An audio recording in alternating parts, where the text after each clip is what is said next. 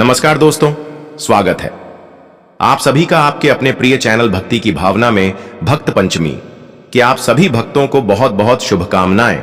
तो comment box में जय सरस्वती माता जरूर लिखिए।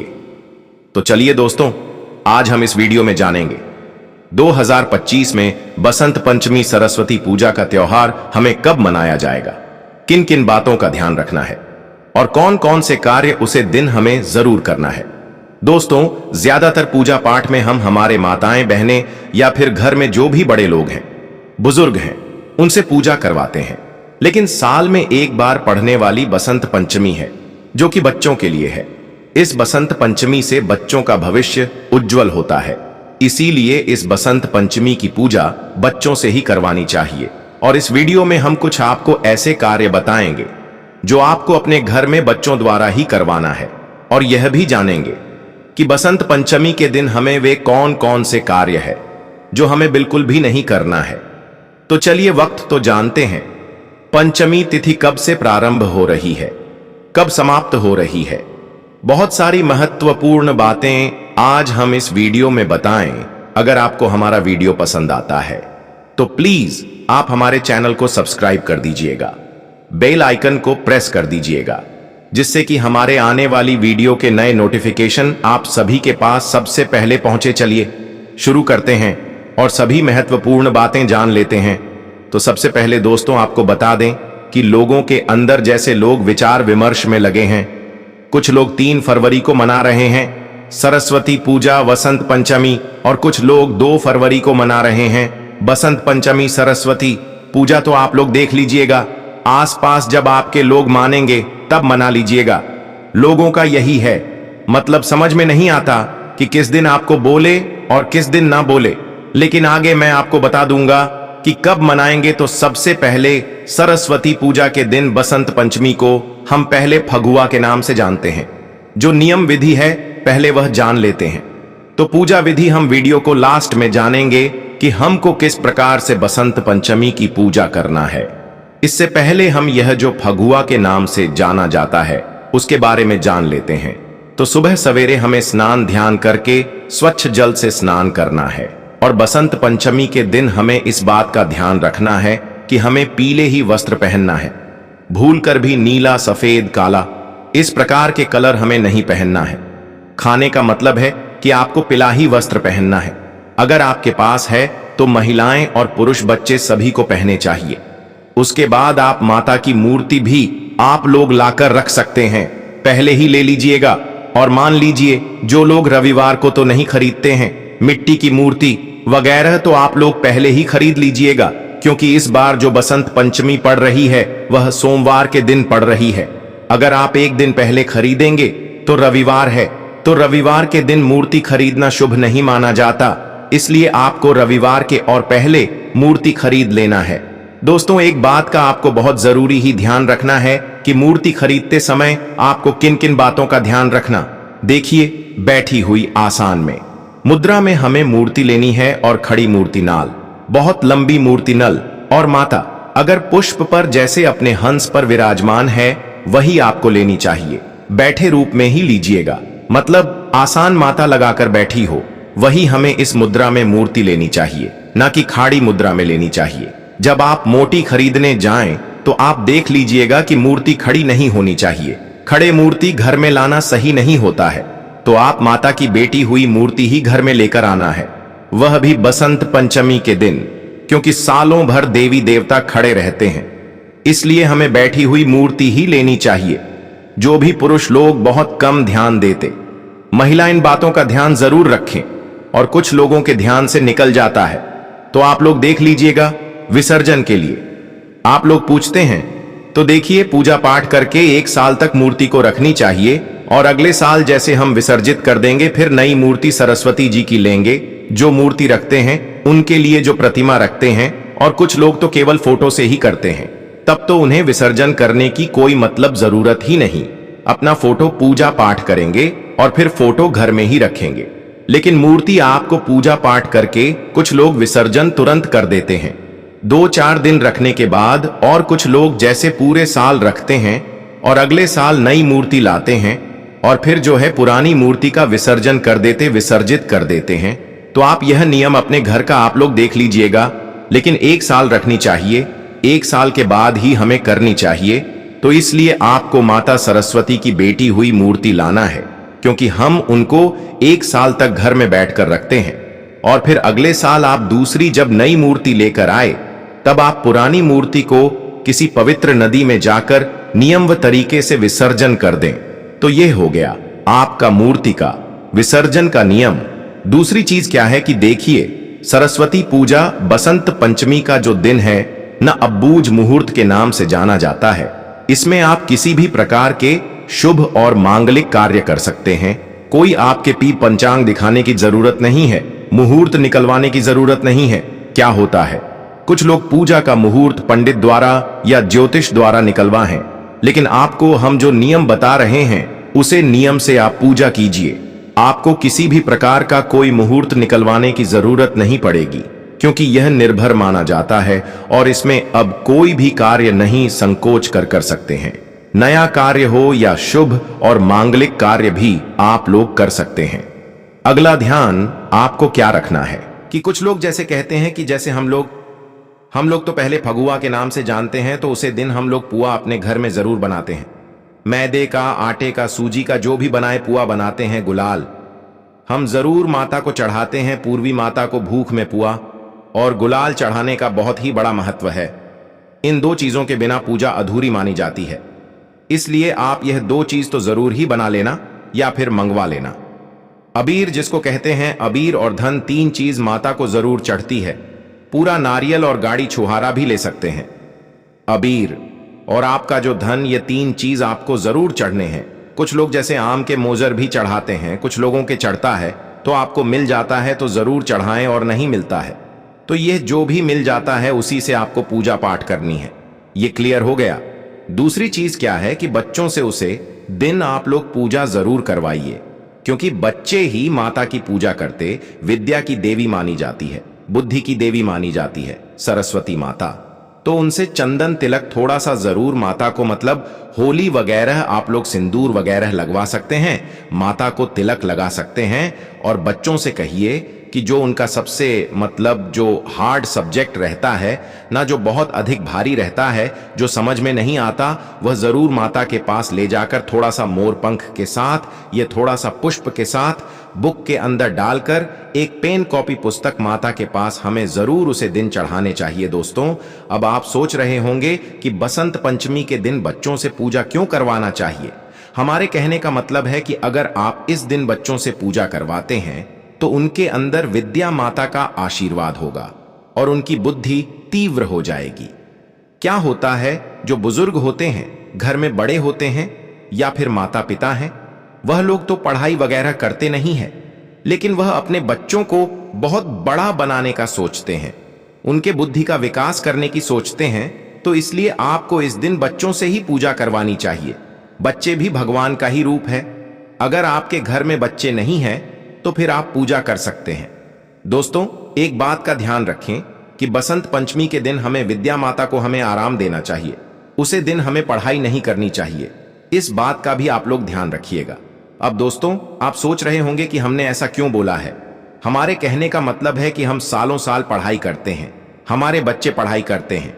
अगर साल में वह एक दिन विद्या माता को आराम करने देंगे तो माता अत्यंत प्रसन्न होती है और बच्चों की बुद्धि भी तीव्र होती है। इसके अलावा छोटे बच्चों का आप अन्य प्रश्न वगैरह उसे दिन करवा सकते हैं, जब पर उनके जीवन पर हम जैसे शहद से ओम लिख सकते हैं।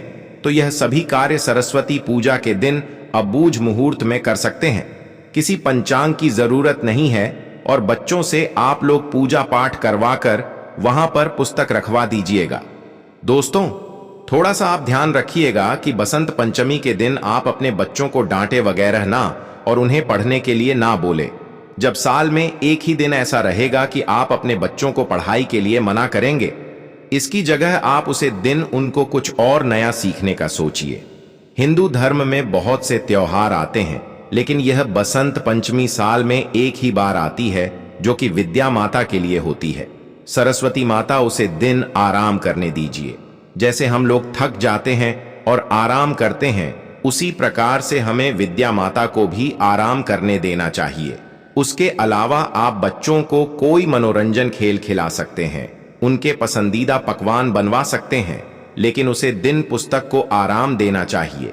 विद्या माता को उसे दिन हमें पढ़ने नहीं चाहिए। बच्चों को इस बात का आप लोग ध्यान दिला दें। अगला आप लोगों का एक प्रश्न रहता है कि जैसे कि बच्चे का अगर एग्जाम है, परीक्षा है, तो वह बच्चे कैसे नहीं पढ़ेंगे। तो ठीक है, आप लोग माता से माफी मांग लीजिएगा, पहले चढ़ा दीजिएगा अपनी पुस्तक को, अपने कॉपी को, अपने पेन को, और उसके बाद माफी मांगकर आप लोग फिर उसे पुस्तक को उठाकर पढ़ेगा। क्या कीजिएगा, मजबूरी में जो कार्य करना पड़ जाता है उसे हमें करनी ही चाहिए। बाकी अगर बचाने लायक है तो उसे दिन विद्यार्थी देवी माता को, हमें विद्या माता को आराम देनी चाहिए, मतलब पढ़ने नहीं चाहिए। बच्चे पूजा पाठ करते हैं, एंजॉय करते हैं, पूरा पकवान कहते हैं, पंडालों में जाते हैं, घूमते फिरते हैं और सभी को पीला वस्त्र उसी से मिलता जुलता जरूर पहनी है। तो यह सभी कार्य हो गया। सरस्वती पूजा में यही सब कार्य किया जाता है। ध्यान से एक एक बातें आप लोग नोट कर लीजिएगा और यह या तो याद रखिएगा। और इससे पहले दोस्तों, अगर आपको हमारा वीडियो पसंद आता है तो चैनल को पक्का सब्सक्राइब कर दीजिएगा और वीडियो को लाइक कर दीजिएगा, क्योंकि आपकी एक छोटी सी लाइफ से हमें बहुत अधिक प्रेरणा मिलती है और हमारा वीडियो बनाने का मनोबल बढ़ता है। तो जरूर कीजिएगा। ये क्लियर हो गया पाठ कैसे करें? तो कोई बात नहीं, ये जो पूजा है ना, ये बच्चों की ही पूजा है। तो अगर आपके बच्चे हैं तो उनको पूजा करो, उनसे करवा लीजिए और रेडीमेड चीजों का प्रयोग कीजिए। आप कोई भोग प्रसाद पूरा वगैरह ना बनाएं, घर में खाने पीने के लिए बना सकते हैं, क्योंकि बसंत पंचमी का दिन है और यह जो व्रत है ना, माघ महीने के शुक्ल पक्ष की पंचमी तिथि के दिन हम सरस्वती पूजा वसंत पंचमी का त्योहार मनाते हैं। आप लोग अपने घर परिवार के लिए पूरा वगैरह बना सकते हैं। पंचमी के दिन अगर आप पीरियड्स में हैं तो माता को ना चढ़ाएं। बाकी आप पर रेडीमेड चीज, फल फ्रूट माता को चढ़ा सकती है, लड्डू वगैरह का भोग लगा सकती है। और एक चीज जो माता को हमें जरूर भोग में लगानी चाहिए, और वह फल क्या है? बेर सरस्वती पूजा में बहुत अधिक महत्वपूर्ण है। सरस्वती माता को बेर बहुत अधिक प्रिय है, इसलिए उसे दिन आपको बेर का भोग जरूर ही लगाना चाहिए। जितना कि गणेश चौथ में महत्वपूर्ण है ना, भोग में चढ़ाना भगवान को उतना ही महत्वपूर्ण है। सरस्वती पूजा में बेर का होना तो अगर आपको मिल जाता है, आसानी से कोई भी वर 2-4 ही लाइए केवल पूजा के लिए, लेकिन जरूर लेगा। बाकी फल साइड से आप लोग रख सकते हैं, लेकिन बेर के बिना माता की पूजा अधूरी मानी जाती है। तो जरूर हमें बेर चढ़ाने चाहिए सरस्वती माता को। और बाकी अब साइड से धन हो गया, आम का मोजर हो गया, या और भी जो फल फ्रूट कला से, संतरा आप चाहे तो चढ़ा सकते हैं। पीला आसान से हमें माता को विराजमान करनी है, पीला कपड़ा उठानी है और पीले चीजों का ही प्रयोग करनी है, खुद भी पहनना है। माता को भी जो वस्त्र देते हैं पिलाई खरीदे और इस पर हम माता को चढ़ाकर धूप अगरबत्ती दिया। कलश चाहे तो कलश में रख सकते हैं। यह सभी चीजों के साथ, फल फ्रूट के साथ, सिंदूर चंदन के तिलक के साथ, सिंदूर तिलक के साथ हम माता की पूजा करेंगे, आरती करेंगे। और इस विधि से हम सरस्वती माता को प्रसन्न करना चाहते हैं, पूरा वगैरह चढ़ाते हैं। और है माता हमारे बच्चों के ऊपर, हम हमारे घर परिवार के ऊपर अपना आशीर्वाद बनाकर रखें। माता से हमें प्रार्थना करने की है। माता के विद्या देने वाली माता को सरस्वती माता को ही मानते हैं। बुद्धि विद्या हमारे बच्चों में कूट कूट कर भरी है कि थोड़ा सा बच्चे पढ़ाई लिखाई पर ध्यान दें, बुद्धिमान बने, समझदार बने। तो यह सब तो हम भगवान से चाहते हैं। तो माता से हमें हाथ जोड़कर प्रार्थना करना है, प्रणाम करना है और जितने नियम विधि आपको बताया है सभी कार्य आपको करने। आप तो चलिए आगे जान लेते हैं सरस्वती पूजा का त्योहार हमें कब मनाना है। तो आपको बता दूं कि सरस्वती पूजा का त्योहार हम लोग जैसे 3 फरवरी को मनाएंगे, दिन है सोमवार। सोमवार के दिन हम बसंत पंचमी का त्योहार मनाएंगे और कुछ लोग जैसे 2 तारीख को भी मना रहे हैं, तो आप अपना देख लीजिएगा। वैसे तो हिंदू पंचांग के अनुसार आपको हम बताते हैं कि बसंत पंचमी का त्योहार किस दिन, शुभ मुहूर्त, तारीख, पूजा विधि का शुभ समय क्या हुआ, तो वीडियो के अंत तक बने रहे। तो चलिए दोस्तों जानते हैं हिंदू कैलेंडर के अनुसार बसंत पंचमी का त्योहार 2025 में बसंत पंचमी 3 फरवरी को मनाई जाएगी। कुछ लोग हैं जो कि 2 फरवरी को ही मान लेते हैं। वैसे हिंदू कैलेंडर के अनुसार 3 फरवरी को बसंत पंचमी का त्योहार हिंदू धर्म में बड़े धूमधाम से मनाया जाएगा। बसंत पंचमी का त्योहार भारतीय कैलेंडर के अनुसार माघ महीने के शुक्ल पक्ष की 5वीं तिथि को मनाया जाता है। यह खास तौर पर सरस्वती पूजा के रूप में मनाया जाता है और बसंत रथ की शुरुआत का प्रतीक भी है। इस दिन लोग विशेष रूप से विद्या की देवी सरस्वती की पूजा करते हैं और पीले रंग के कपड़े पहनने की परंपरा है जो बसंत ऋतु के रंग को दर्शाता है और यह दिन विशेष रूप से सरस्वती पूजा के रूप में मनाया जाता है। सरस्वती पूजा का उद्देश्य विद्या, ज्ञान और कला की देवी सरस्वती की पूजा करना होता है। तो दोस्तों, वीडियो में आगे बढ़ने से पहले कमेंट बॉक्स में सच्चे दिल से लिखें जय मां सरस्वती। तो चलिए दोस्तों, आप जानते हैं कि बसंत पंचमी की पूजा विधि क्या होनी चाहिए, हमें किस प्रकार से बसंत पंचमी की पूजा करनी है, यह सब हम आपको बड़ी से बताएंगे, तो वीडियो के अंत तक बन रहे हैं ना। तो चलिए दोस्तों, जानते हैं। नंबर 1 है साफ सफाई। पूजा स्थल को अच्छी तरह से साफ करें। घर के मंदिर या पूजा स्थल को स्वच्छ करें। उस स्थान को साफ करें जिस स्थान पर आप माता सरस्वती जी पूजा करेंगे। इसके बाद आपको क्या करना है कि इस दिन पीले रंग के वस्त्र पहनने की परंपरा है, क्योंकि पीला रंग बसंत ऋतु का प्रतीक है। इसलिए हमें पसंद हेतु का स्वागत पीले वस्त्र पहनकर करना चाहिए। पीले वस्त्र आपको आसानी से उपलब्ध हो जाएंगे या फिर आपके पास पहले से ही होंगे। जरूरी नहीं कि आप उसे दिन नहीं बस 3 पहने। आप पुराने जो वस्त्र हैं उनको साफ करके स्त्री वगैरह करके पहन सकते हैं। आसनों की व्यवस्था। पूजा के लिए साफ और पवित्र आसन बिछाए। खास तौर पर पीले या सफेद रंग के आसन का उपयोग किया जाता है। पवित्रता स्नान करने के बाद शुद्ध होकर पूजा करें। तो दोस्तों, इस दिन आपको पवित्रता का विशेष रूप से ध्यान रखना है। नंबर 2 है पूजा सामग्री। पूजा के लिए निम्नलिखित सामग्री की आवश्यकता होती है। पूजा सामग्री का विशेष महत्व। बिना पूजा सामग्री के पूजा सफल नहीं होती है। तो चलिए दोस्तों, जानते हैं कि बसंत पंचमी के दिन हम ऐसी कौन सी सामग्री है जिससे हमारी पूजा सफल हो जाएगी। सरस्वती की मूर्ति या चित्र। यदि मूर्ति नहीं है तो चित्र भी हो सकता है, तो आपको मूर्ति जरूर ही ले लेनी है। बस मूर्ति लेते समय आप थोड़ा सा ध्यान रखें कि मूर्ति बैठी हुई अवस्था में होनी चाहिए।